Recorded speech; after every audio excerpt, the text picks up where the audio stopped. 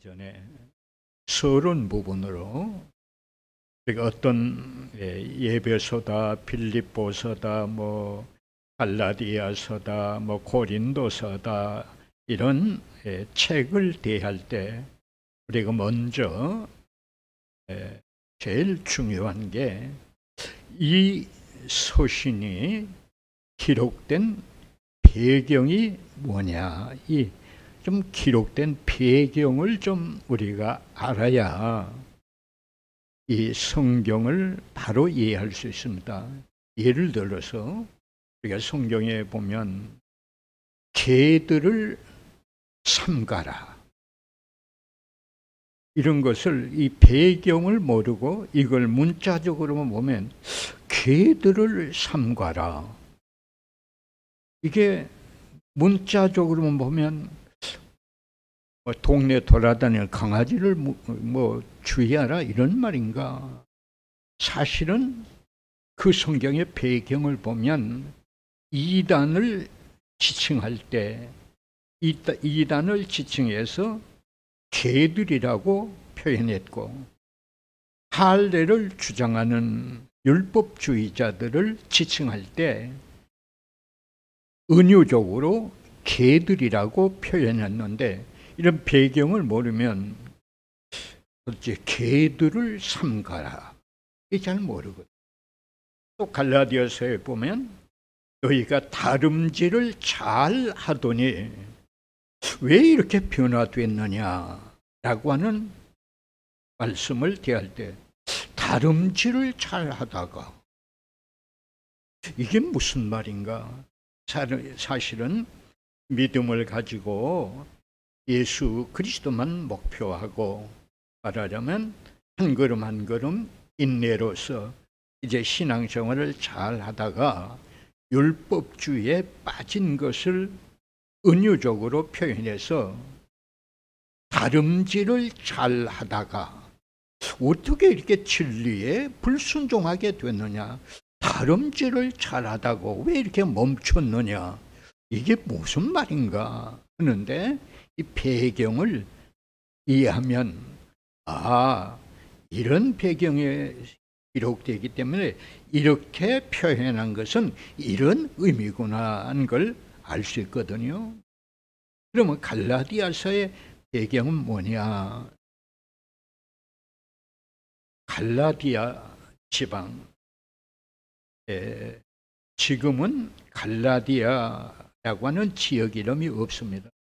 예를 들면 예전에 지금의 서울이 예전에는 한양이었고, 또 평양은 예전에 고구려 시대는 졸본이라고 있습니다. 평양이 졸본되고 서울이 한양이었듯이 이 갈라디아 지방은 지금으로 하면은 지금 이렇게 지도를 보면 터키 그리고 인도 북부 지방에 가면 우크라이나, 뭐 우즈베키스탄, 키르기스스탄, 이런 지역이 예전에 갈라디아라고 하는 지역이 있습니다.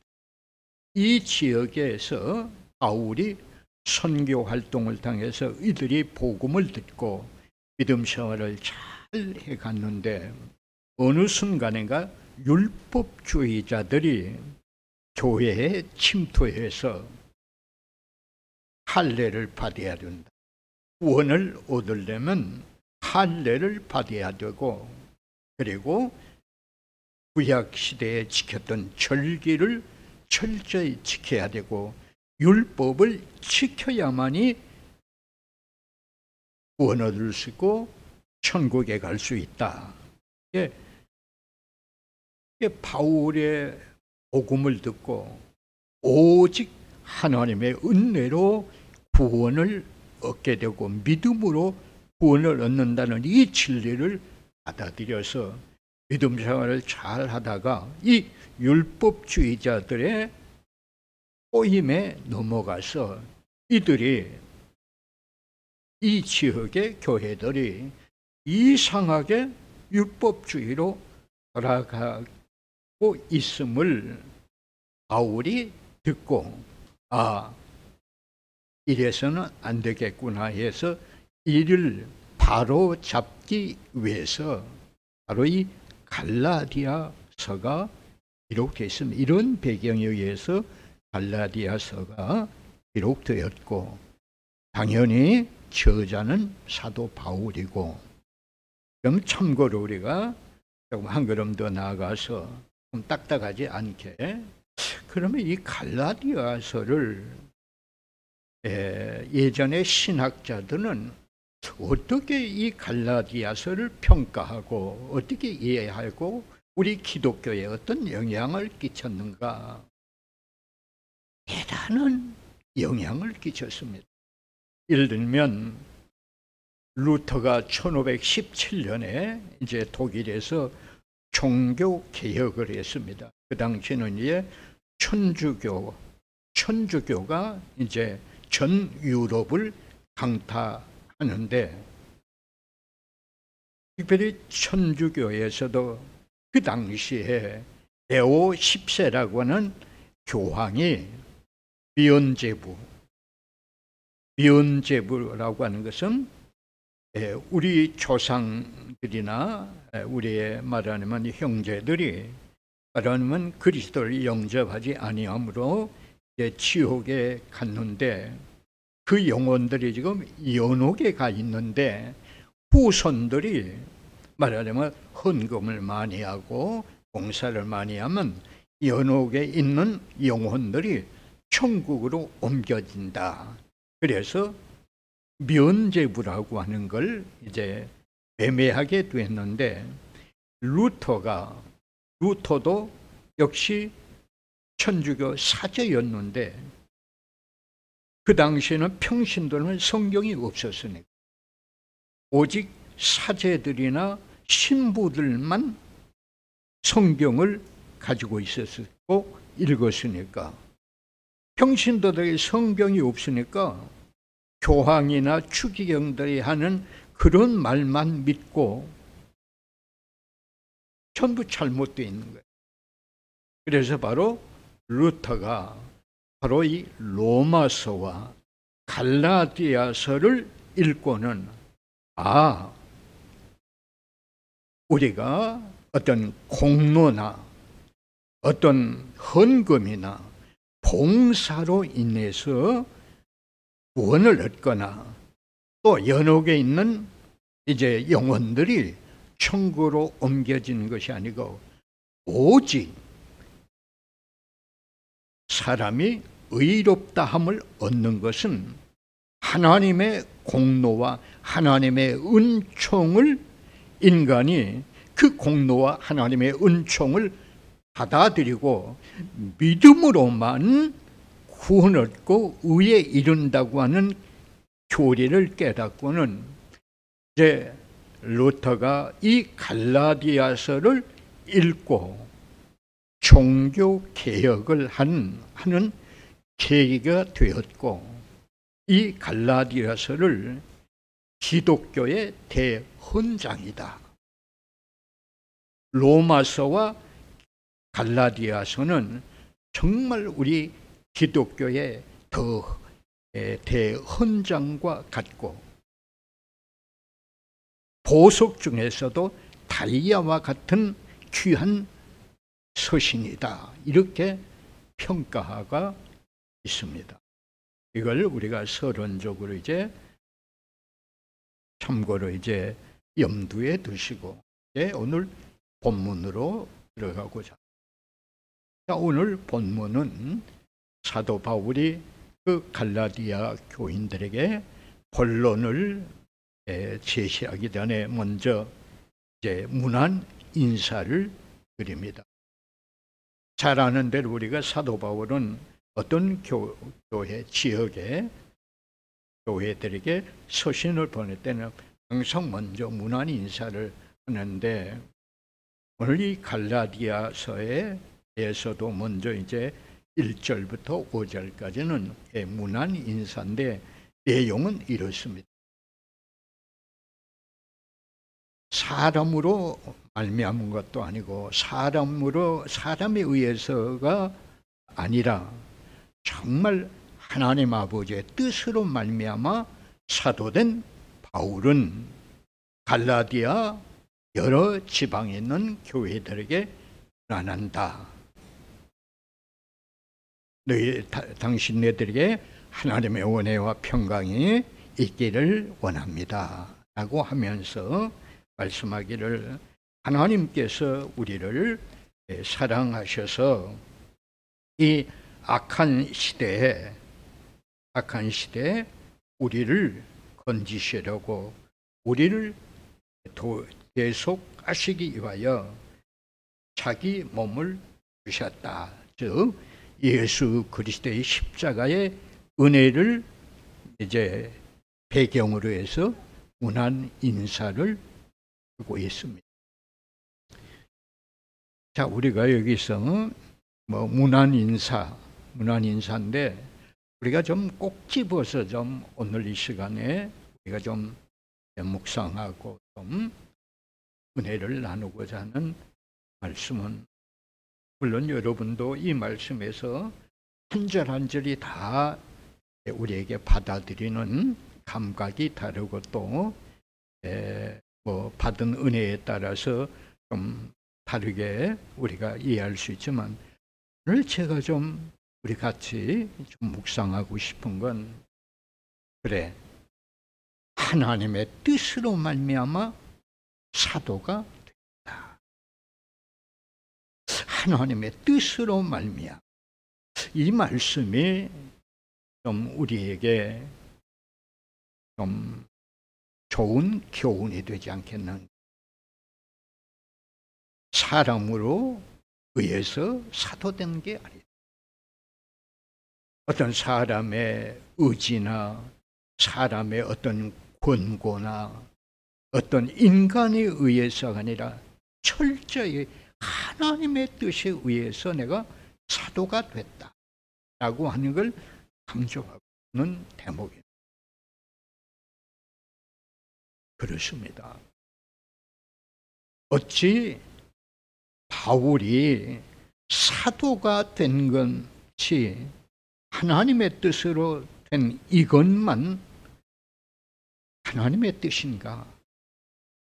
우리가 깊이 생각해 보면 정말 하나하나가 하나님의 뜻이었고, 우리가 지금은 모르지만 지나놓고 보면 다 하나님의 뜻이었고, 하나님의 사랑이었고, 하나님의 은혜였고, 하나님의 역사였다. 바울이 갈라디아 교인들에게 지금 강조하고 맨 먼저 문안 인사에서 강조한 게 이게 하나님의 뜻.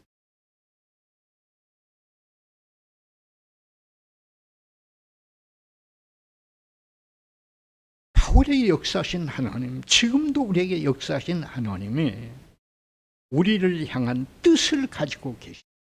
바울에게 하나님의 뜻이 계셨다면 오늘 우리에게도 하나님의 뜻이 계셔서, 하나님 뜻이 계셔서 우리를 부르셨고, 하나님 뜻이 계셔서 우리를 구원시키셨고, 하나님 뜻이 계셔서 우리에게 직분도 맡기셨고, 하나님 뜻이 계셔서 우리에게 건강도 주셨고, 물질도 주셨고, 이 시간도 허락해 주셨다고 하는 사실을 우리는 꼭 기억해야 합니다. 여러분, 하나님 뜻은 할 때 뭐가 여러분 제일 머릿속에 떠오릅니까? 그래, 하나님의 뜻 정말 신기해. 여러분, 바울을 한번 보십시다. 바울이 예수 믿기 전에 어떤 사람이었습니까? 철저히 기독교를 배척했고, 심지어 스데반이 돌에 맞아 순교할 때 돌을 치는 돌을 들어 스데반을 치는 그 사람들의 옷을 맡아서 간직하고, 스데반이 순교할 때 어쩌면 그가 박수치고 아니면 마음 내심으로, 그래, 저런 이단 예수를 믿는 사람은 마땅히 저렇게 처치되어야 돼 하고 어쩌면 마음으로 쾌재를 불렀을 법한 그런 사람이면 그렇게 폐역하고 악하고, 우리가 잘 아시다시피 사도행전 9장에 보면 다메섹으로 가서 다메섹은 지금 시리아의 수도 다마스커스가 아니겠습니까? 다마스커스의 옛 이름이 다메섹입니다. 그곳에서 예수 믿는 사람을 잡아다가 체포해서 가두기 위해서 대제사장에게 공문을 받아서 그곳에 가서 기독교인을 체포하려고 하다가 강한 하늘로부터 강한 빛을 통하여 예수 부활하신 주님을 만나서 회개하고 예수님을 만나서 사도가 됐지 않습니까? 여러분, 우리가 도저히 인간적으로 그런 사람이 예수 믿고 구원받고 사도가, 예수님 이후에 가장 위대한 사도가 되었다. 인간적으로 이게 여러분 이해가 쉽게 되나요? 안 되잖아요. 그런데 그것도 하나님의 뜻이었다는 거예요. 이런 걸 볼 때 하나님의 뜻이 얼마나 오묘하고 얼마나 신기하고 얼마나 놀라운가. 여러분, 우리는 모름지기 일상생활을 하는 가운데도 하나님의 뜻이 모름지기 역사하고 있고, 그렇게 오늘도 예전에 역사하던 바울의 그런 역사를 지금 우리 가운데도 지금도 역사하고 있고, 은밀하게 지금도 하나님의 뜻이 나에게 역사하고 있고, 지금도 그 뜻을 이루어가고 계시고, 앞으로도 나를 통하여 하나님 뜻이 이루어진다고 하는 것을 우리는 꼭 좀 기억해야 되겠다. 오늘 우리 이 말씀 꼭 기억하십시다.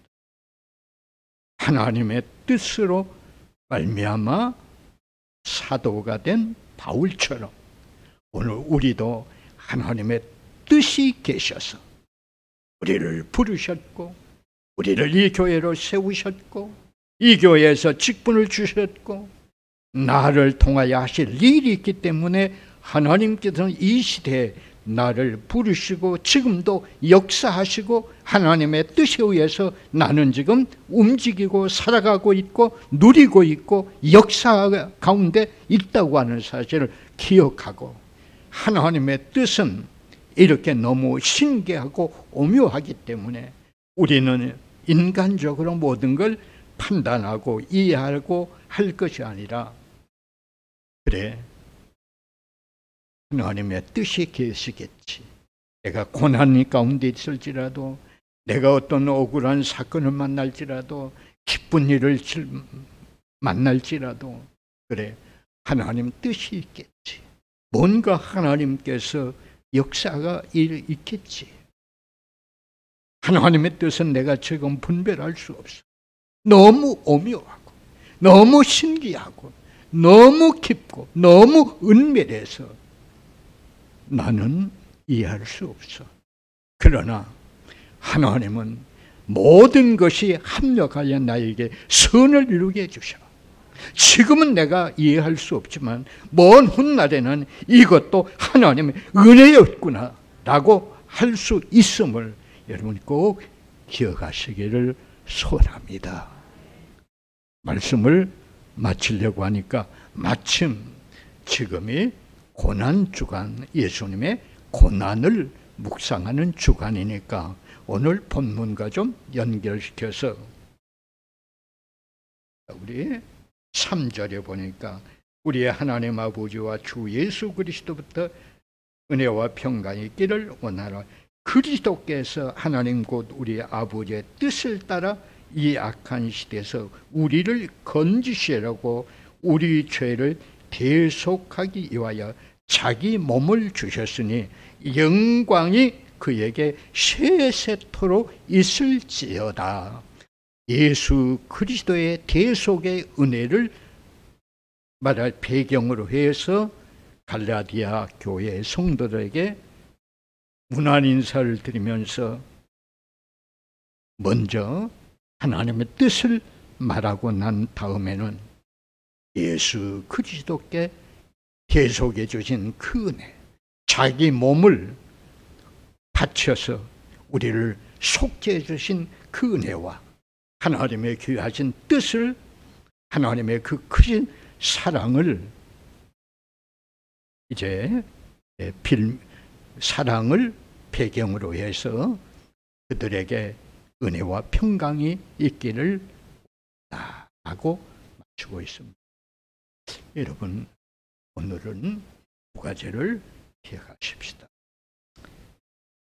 하나님의 뜻, 그리고 바울은 먼저 그들에게 문안하면서 하나님의 크신 사랑, 예수님의 계속의 은혜를 이렇게 먼저 말하고 있다라고 하는 걸 기억하시고, 이 말씀에 그냥 교리 부분이기 때문에 딱딱하지 않게 이렇게 좀 간략하게 말씀을 했습니다. 기도하십시다.